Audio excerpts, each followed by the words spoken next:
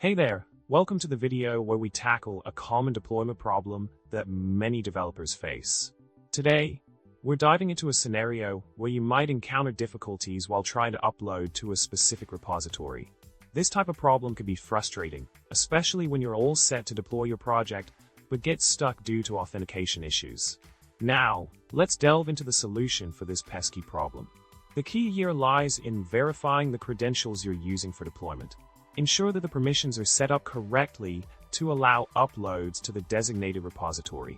Additionally, double-check the accuracy of the server credentials stored in the settings.xml file under .m2 \. Make sure that the username and password are correctly specified for the respective server IDs, such as CIGIT releases and CIGIT snapshots.